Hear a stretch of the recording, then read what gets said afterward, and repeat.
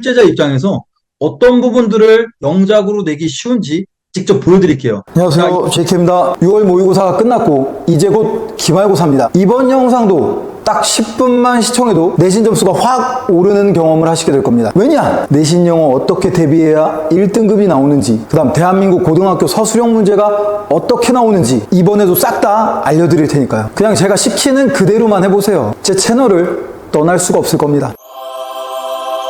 저번 1학기 중간고사 본 후에 정말 많은 분들이 시험 점수 올랐다고 댓글을 남겨주셨습니다. 그래서 이번에도 제가 또 선물을 준비했어요. 뭐겠어요? 이번에도 25년 6월 모의고사 변형 문제를 이 영상 보고 느낀 점을 댓글에 간단하게 적어주시고 이메일 남겨주시면 이 JK가 직접 만든 그 변형 문제 무료로 보내드리겠습니다. 단 영상 내용 안 봐도 쓸 수 있는 아무 말 대잔치 댓글은 안 보내드려요. 그리고 역시 영상 후반부에 보너스로 대한민국 고등학교 선생님들이 서술형 문제 내는 방식을 하나도 빠짐없이 싹 다 공개해드리겠습니다. 끝까지 보기만 하세요. 이전에 관련 영상을 보셨던 학생들은 한 번 더 보시고 머릿속에 완전히 세뇌시키길 바랍니다. 그게 1등급이 되는 지름길이에요. 영어 등급 반드시 1등급으로 만들어 드릴게요. 자, 그럼 시작하겠습니다. 자, 모두가 다 알다시피 고등학교 내신 범위가 어떻게 됩니까? 교과서 2과에서 3과 정도, 그 다음 교육청 모의고사 이 정도에서 보통 출제됩니다. 여기에 좀 더 들어가는 학교는 보충교재도 들어간다고 했어요. 우선 첫 번째로 해야 되는 것이 각 범위의 지문을 탁 던져주면 지나가는 사람이 들을 때 국어책 읽는다고 착각할 정도로 해석이 줄줄줄 돼야 됩니다. 그게 1번이에요. 이렇게요. 의도는 새로운 진입자의 광고가 잠재적인 구매자들에게 인상을 주는 것을 더 어렵게 만드는 것이다. 제품 확산은 또 다른 잠재적인 선매임의 전략이다. 학생마다 다르겠지만 보통 5번 정도 반복하시면 저 정도는 하실 수 있을 겁니다. 해석만 확실히 되어도 웬만한 유형의 문제는 다 해결이 돼요. 우선 최소 70점을 확보하고 시작하는 겁니다. 이렇게 해석을 완벽하게 하는 게 가장 기본이기에 저희 학원은 해석을 점검해주는 선생님만 3분이 계실 정도로 저는 이 부분에 굉장히 신경을 써요. 학원을 다니지 않거나 해석 점검해 주실 분이 없다면 같은 반 친구와 서로 점검을 해줘도 좋습니다. 두 번째로 시험 범위 지문에서 문장 하나하나를 분석하는 건 아무 의미가 없습니다. 진짜 비효율적이에요. 여러분이 해석을 완벽하게 하게 된 후에 두 번째로 해야 될 거는 기본적인 어법사항들과 서술형에 나올 만한 부분들을 잘 정리해 두는 겁니다. 이렇게 준비하시면 됩니다. 자, 이건 고2 학생 교과서 시험 범위의 일부입니다. 자, 해석은 기본으로 할 줄 알아야 돼요. 자, 해석이 다 되면 그 다음에 뭘 하냐? 자, 이렇게 어법사항들, 수동태, 관계사대, 수동태, 메이크 목적어 형용사, 후, 동명사 주어, 자, 랩 목적어 원형, 사역동사, 자, 이런 연결사 체크해놔야 되고 중요한 거니까. 그 다음 과거분사. 자, 그 다음 이런 자리는 이제 도치구문이죠. 동사와 주어가 자리가 바뀌었다. 왜 도치가 일어났냐? 형용사, 즉 과거분사가 문장 맨 앞에 나와서 그렇다. 자, 이런 자리가 바로 서술형 자리입니다. 서술형. 영작. 그래서 이런 거 체크해놔야 돼요. 자, 그 다음에 병렬, 그 다음 what, 그 다음 전치사 다음에 ing, 동명사. 이겁니다, 이거. 자, 그러니까 해석이 완벽하게 된 상태에서 이렇게 어법사항들만 간단히 정리가 돼야 돼요. 이렇게. 그럼 이건 누구의 도움을 받습니까? 학교 선생님이 중요하다고 하는 것들 정리해 주시면 됩니다. 자, 이렇게 하지 않고 분석지를 가지고 공부를 한다? 시간만 버립니다. 여러분이 문법 학자 될 것도 아니고. 자, 여기 한번 보여드릴게요. 이런 분석지 보세요. 투부정사 용법이 뭐니? 유도부사라든가 이거 복잡해서 어떻게 봐요. 오히려 여러분 이런 자료를 노베이스들이 본단 말이에요. 노베이스들은 절대 이런 거 보시면 안 돼요. 점수 안 나옵니다. 오히려 제가 말한 대로 내신은 심플하게 하셔야 됩니다. 어떻게? 이렇게. 그래서 절대 이런 분석지 보시면 안 돼요. 그리고 절대 지문을 통으로 암기하는 건 절대 안 돼요. 그리고 그렇게 하라고 시키는 학원들이 많아요. 믿고 걸으시면 됩니다. 너무 비효율적이에요. 그리고 학교에서 문제를 이런 식으로 내면 개박살납니다. 자, 보세요. 자, 여기 지금 지문 내용 알아야 됩니다. 근데 선택지 해석할 줄 알아야 돼요. 내가 여기 지문 다 외웠어. 근데 이거 해석을 못해. 그럼 틀리는 거예요. 그러니까 공감하시는 분들이 아마 많을 겁니다. 나는 지문을 통으로 암기했는데 점수가 안 나온다. 왜? 이런 문제들을 풀 수가 없습니다. 그래서 독해 실력을 차라리 높이란. 내신 시험을 잘 보기 위한 핵심은 통째로 암기하는 게 아니라 내신 시험 범위 정도는 다 해석할 수 있을 정도의 독해력을 기르는 게 중요합니다. 이거 얼마 안 걸린다고 했죠. 독해력이 약한 분들은 이 영상을 보시면 어떤 유료 강의에서도 얻지 못했던 것들을 싹 다 공짜로 무료로 얻으실 수 있을 거예요. 진짜 어마어마하게 독해 실력이 올라갈 겁니다. 그리고 저에게 굉장히 고마움을 느낄 거예요. 지금까지 50만 명이 볼 정도로 인정받은 영상이니까 저 믿고 이 영상 보시면 독해 실력이 어마어마하게 늘게 되실 겁니다. 해석 완벽하게 하기, 어법과 서술형 자리 정리하기. 자, 이 두 가지가 완벽하게 끝나셨다면 여러분은 다음 두 가지 문제를 풀어보셔야 됩니다. 첫 번째로 여러분의 학교 기출문제, 두 번째 모의고사나 보충교재의 변형 문제를 푸셔야 됩니다. 아무리 여러분들이 해석이 완벽하게 되고 어법 자리 정리하고 서술형 자리 잘 정리했어도 여러분의 실전 응용력을 높여주는 변형 문제를 풀어보셔야 돼요. 당연히 아무 변형 문제나 풀면 안 되겠죠. 걸러야 하는 변형 문제들을 알려드리겠습니다. 바로 이런 문제들입니다. 여러분, 이게 1900문제래요. 아, 문제 너무 많아서 너무 좋다. 이건가요? 자, 보세요. 다 순서, 다 어법, 어법만 막 이래. 자, 이런 문제들은 기계처럼 찍어내듯이 만든 문제라 그냥 시간만 낭비하는 겁니다. 그냥 이러다 하나 얻어 걸리길 바라는 문제예요, 이거는. 이런 걸 갖다 푼다고요?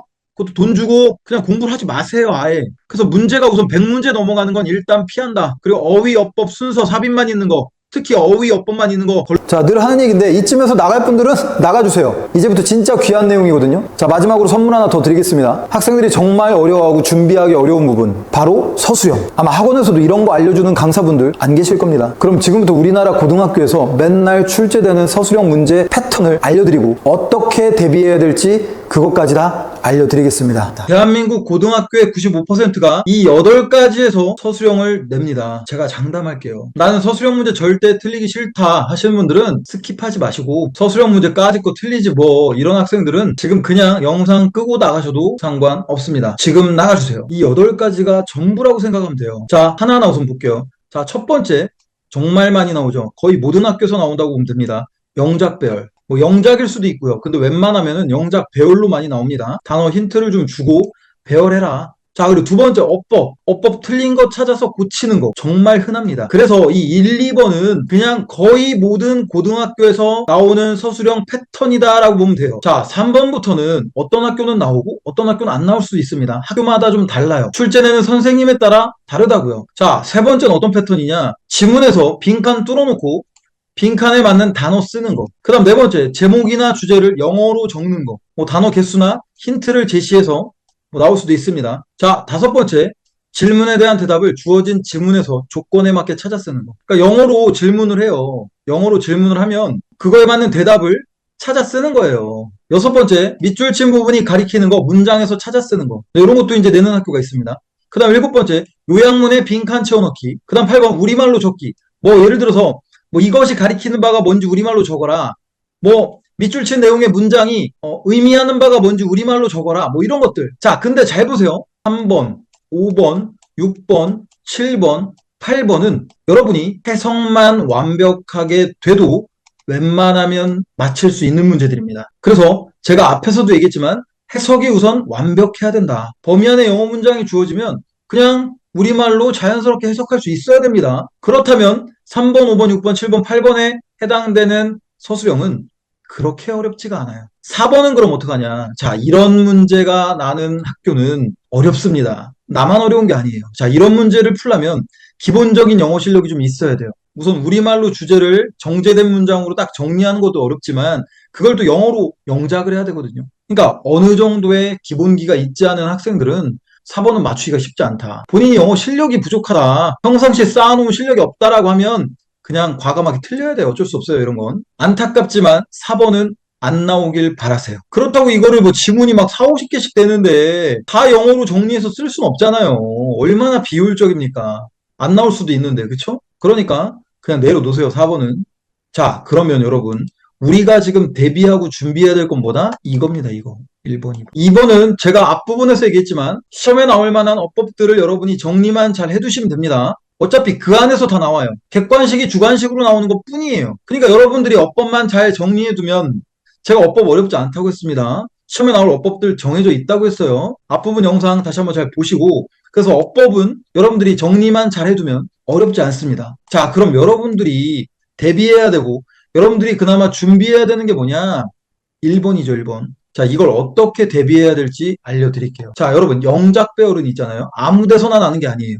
아무 데서나 막 내면 그 학교 시험 문제는 정말 수준 낮은 겁니다. 그냥 지문에 문장이 있는데 아무 데나 뻥 뚫어갖고 이거를 영작해라? 정말 하문제입니다. 하문제. 자, 그럼 어떤 부분에서 영작을 내냐? 사연이 있는 문장에서 영작을 냅니다. 사연? 사연이라고 해서 뭐 거창한 게 아니라 이유가 있어야 된다는 얘기예요. 이유. 자, 그 이유라는 건 여러분 뭐냐면 어법적인 게 들어가 있을 수도 있고 그 문장에 아니면 어떤 구문이 들어가 있을 수도 있어요. 자, 좀 예를 들어볼게요. 여기 도치구문 같은 게 나온다. 그럼 그 도치구문이 들어가 있는 문장이 영작으로 나올 수 있습니다. 아니면 이렇게 불의 상황을 나타내는 분사구문, with 목적어, ing, ed 같은 이런 패턴들. 자, 가목적어 이 패턴 같은 것들. 아니면 더 플러스 비교급, 더 플러스 비교급. 예를 드는 거예요. 아니면 나데이 법비 뭐 이런 거. 아니면 간접 의문문이 들어가 있는 문장. 아니면 분사구문. 아니면 이때 강조구문. 자, 어쨌든 정리하면 뭐다? 사연이 있어야 된다. 이유가 있는 문장이어야 된다라는 겁니다. 이유가 있는 문장. 이게 대부분이에요. 자, 출제자 입장에서 생각을 해보세요. 선생님이 문제를 내는데 아무데나 뚫어서 내지 않습니다. 뭔가 이런 눈에 띄는 것들이 보여야 그 자리를 영작으로 내기가 쉬워요. 그럼 여러분들은 그런 것들을 준비하셔야 되는 거예요. 실제 23년에 고등학교에서 기출됐던 문제를 좀 볼게요, 한번. 자, 여러분들이 이해하기 쉽게 답지를 볼게요. 21번 영작이죠. 자, 이거 뭡니까? 분사구문이에요, 분사구문. 분사구문 들어가 있고 분사 들어가 있는 거예요. 어법적인 부분입니다.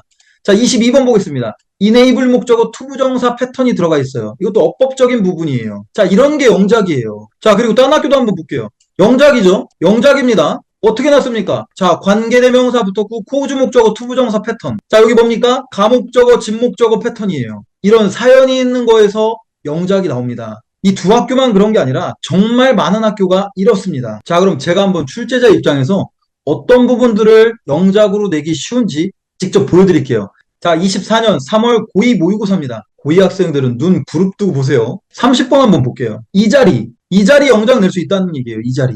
뭡니까? 형용사가 문장 맨 앞에 나와서 도치된 문장이에요. 이런 거 나올 수 있다. 영작으로. 배열로 나올 수도 있고.